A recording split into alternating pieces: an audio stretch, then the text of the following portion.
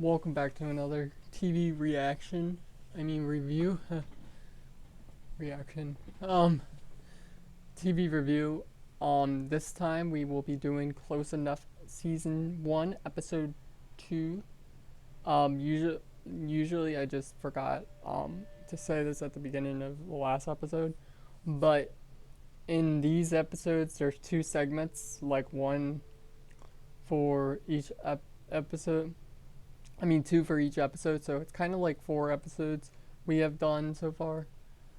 Um, because I talked about last episode, but I talked about two different kind of whole episodes in one. But in 30 minutes, it's like I think it's about like 11 minutes, and then it's um 11 minutes for the next episode.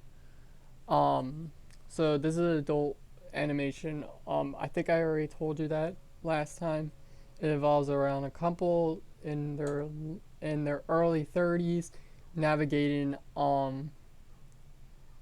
it's like a coming of age story navigating their daily lives with a 5-year-old child and their two best friends roommates. So, these two episodes were kind of funny in a lot of different ways. So the first episode we're going to talk about is Logan's Run. The first episode takes place where Candace, the little girl, spoiler alerts. I'm going to the spoilers right now.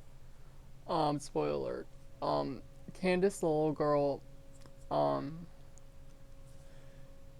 is gonna have a sleepover, and the couple says, Josh and Emily decides um, that it's our first time for a while since we ever had the house to ourselves, and they were like, "What can we do?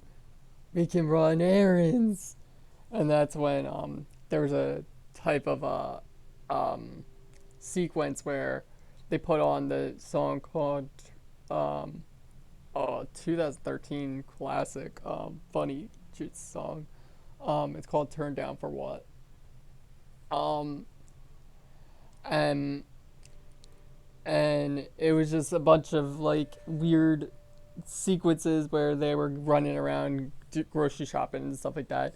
And they decided to sit down and drink herbal tea and watch the Great British Bake Sale because they're in their 30s and they're getting old. And that's when their um, their roommate decides, "Hey, I'm going to a nightclub, and you guys are being old. You guys want to come?"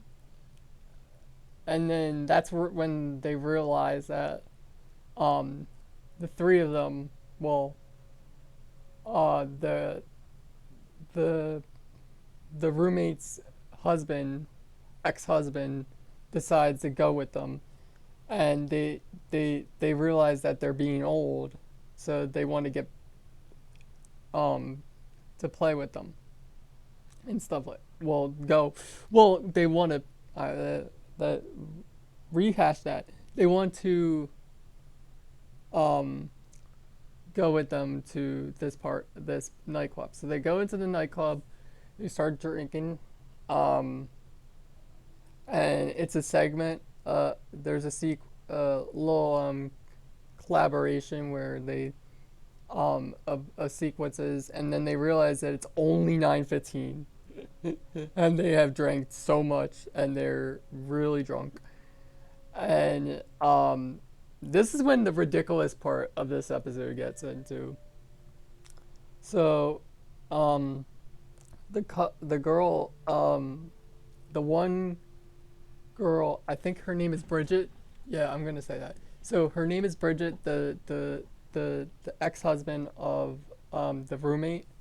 Bridget decides to go over to this YouTuber, an Instagrammer that has millions of followers, and hang out with him, and even though he's really young, and make out. Um, that's when the ridiculousness of this episode gets in. Apparently, this guy, the bar owner, or the bartender, decides to go up to him. Um, well, someone goes up to him to order something, and he's like, "Wait, what's your? Could I see ID, please?"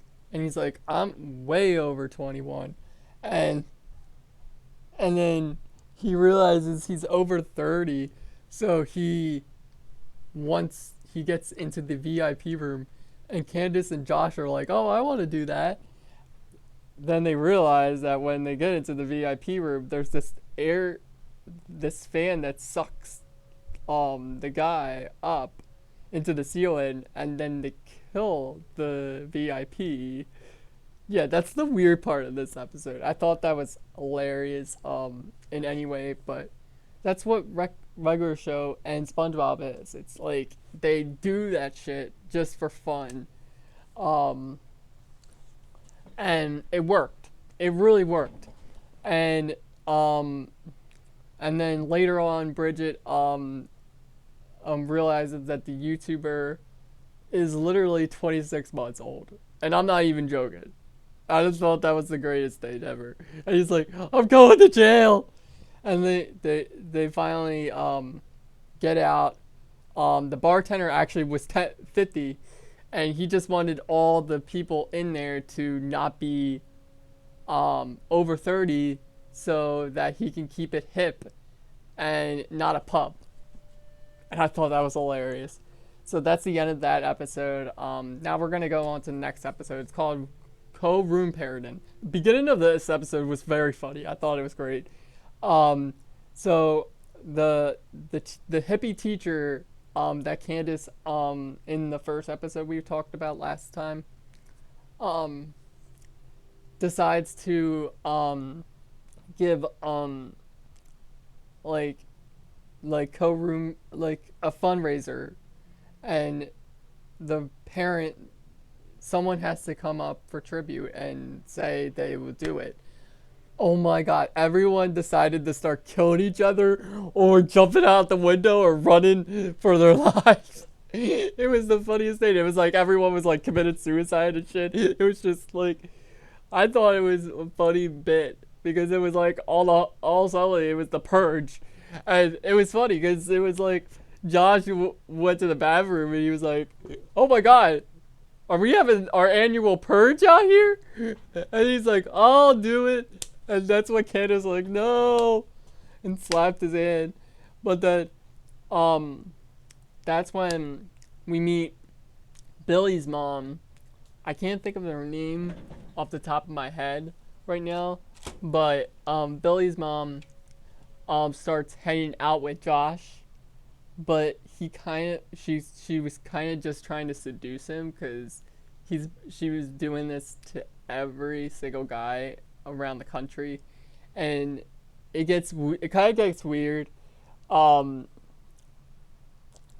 and Billy's not even real.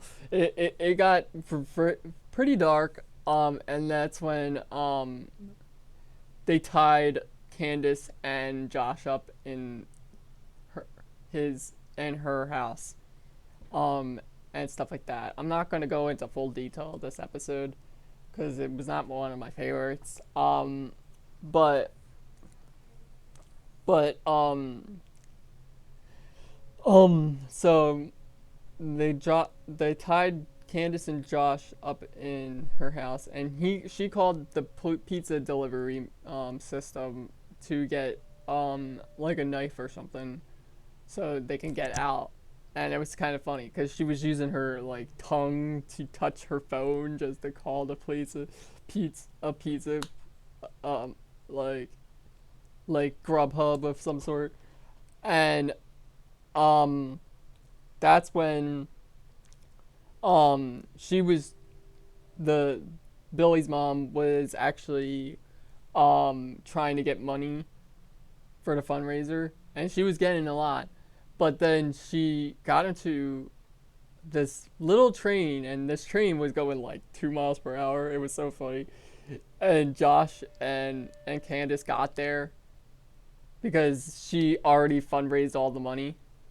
And that's when this ridiculous segment happened where apparently Billy's mom died. She Josh kind of killed her, and and and I thought the ending was great because like Josh got all the money for the fundraiser, and it was like now Josh and Candace can be co co room parents for life. And he's like, I don't think that's legally. Yes, it's legally binding. For the hippie said that and drove off, and that was the end of the episode. So, this one, yes, it was a 8 out of 10. I loved it. There was so many funny parts, um, in it, and I will be doing my Lucifer later on today, and other episodes. Um, I'm gonna try to. I'm gonna also get my One Piece up and stuff like that. So please like, comment, subscribe, and thank you for watching this Kyle TV reviews. And bye.